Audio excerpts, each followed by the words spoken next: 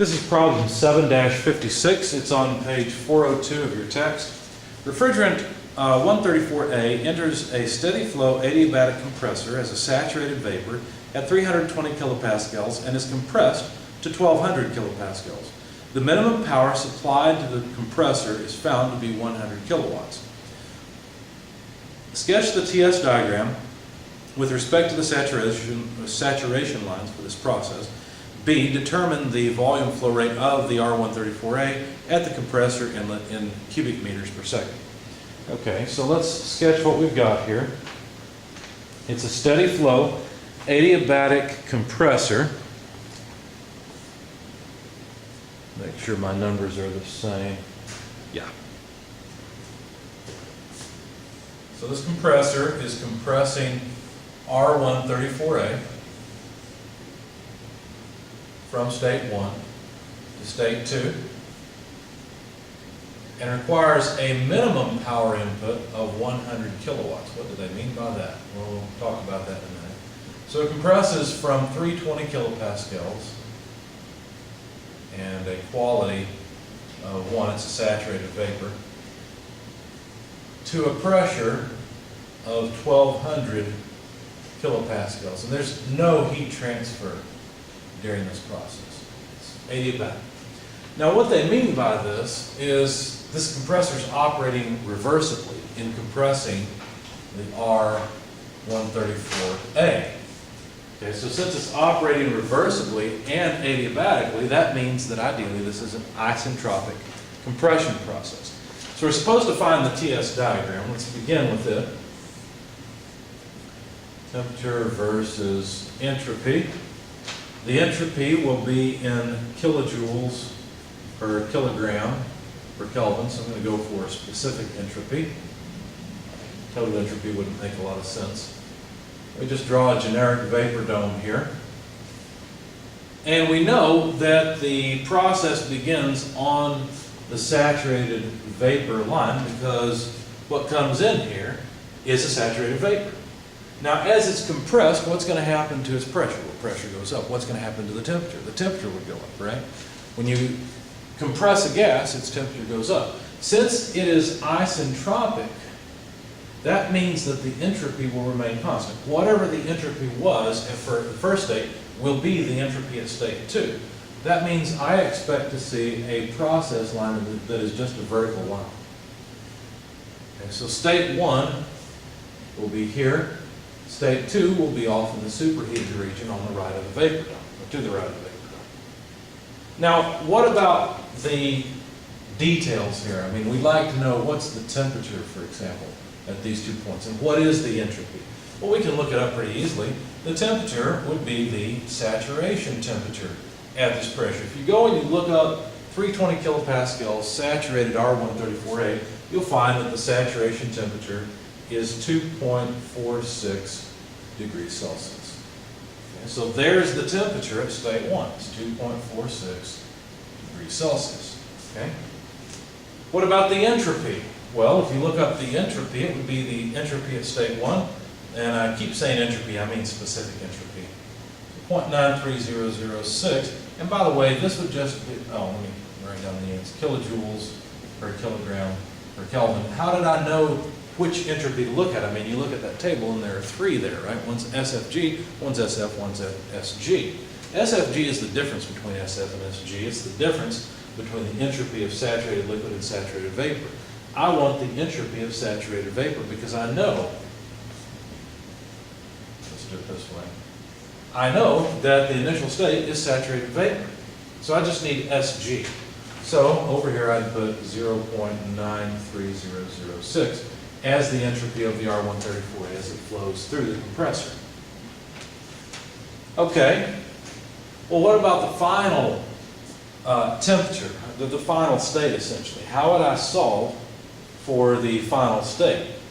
Well, remember that ideally the entropy is constant, right? So the entropy in state 2 is equal to the entropy in state 1. And so here's 2 pieces of information that allow me to go into the tables and find out what's going on. So if you go to the tables, you'll look up superheated R134A. And so if we do that, this is table A13. I'll find the page number for you in a moment. Let's see, A13 in the metric appendices, or SI appendices. Okay, so page 929. If you look up 1200 kilopascals, that's 1.2 megapascals. I guess we'll have to go over to 930. Here we go. So 1.2 is the lower left-hand side of the page. It's the chart all the way down here. So 1200 megapascals, if we look up an entropy of 0.93006, well then the temperature is between 50 and 60. It's going to be closer to 50, because that's the entropy there is closer to 0.93. So I performed the interpolation. I won't show you the details there, but the temperature came out to about 51.97 degrees Celsius, and the enthalpy came out to 279.37 kilojoules per kilogram. I'm just going to write both of those down now because I'll need that enthalpy a little bit later. So basically, here's the TS diagram, right, of this process. The process moves from state 1 to state 2 on a line of constant entropy. The R134A goes from 2.46 to 51.97 degrees Celsius, at least by interpolation. And that gives us what they wanted for the first part, which is the TS diagram. Now, just for reference, I went ahead and looked up the critical point of R134A. So I looked up the critical temperature. That is 374.2 degrees Celsius. So my scale here is terrible, but by reference, this point is not as high as the top of the vapor dome. Okay, how am I going to find the volume flow rate coming in? What should I do? Well, the easiest way to do that is to say, well, it would be equal to the, let's do it this way. It would be equal to the mass flow rate times the specific volume in state 1. Okay, well, we need the specific volume in state 1, no big deal. The specific volume in state 1 is just the specific volume of saturated vapor, and that is 0.063604 cubic meters per kilogram. Just look that up in your R134A saturated table. So that's no big deal. But what about the mass flow rate? How could we come up with the mass flow rate? Well, if you think about it, the power that comes in can only compress so much R134A. Why? Well, because it has to change the enthalpy from state 1 to state 2. So we also need the enthalpy in state 1. So let's jot that down as well. Let's see, I'm running out of space here. I guess I'll just put it here. So this would just be Hg at 320 kilopascals, and that number is 251.88 kilojoules per kilogram. Okay. So if all we have coming in is so many kilojoules per second, we can only change so many kilograms of R134A from this number of kilojoules to that number of kilojoules. Does that make sense? So basically what we've got here is an energy balance. We've got the mass flow rate times the enthalpy change of the R134A. Okay? Because all the energy that comes in, all it does is change the energy of the stream flowing through this compressor. Now, for me, all of this is an intermediate result, because what I did is I put this equation together with this equation. I didn't bother calculating the actual mass flow rate. So if you look at the solution, you'll see that. But for the sake of the video, I'm going to go ahead and calculate the mass flow rate itself directly. Notice the mass flow rate would be equal to the power input divided by the enthalpy change. Okay, so that would be 100 kilojoules per second divided by H2, which is 279.37, less H1, which is 251.88. The units of these are kilojoules per kilogram. You see how the kilojoules go away, we'll end up with kilograms per second. Like I said, I haven't tried this yet. Put everything together in my solution. So 279.37 less 251.88 invert it, multiplied by 100. Looks like the mass flow rate, m dot, is 3.6377 or so kilograms per second. Okay?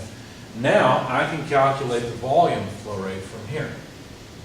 And so to make this a little more legible, let me get rid of the TS diagram.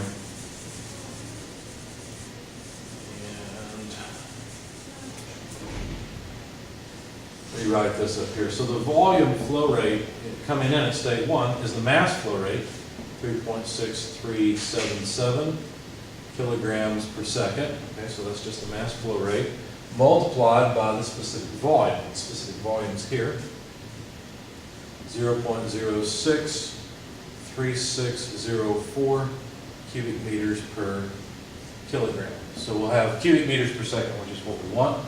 So we'll multiply it by 0.063604.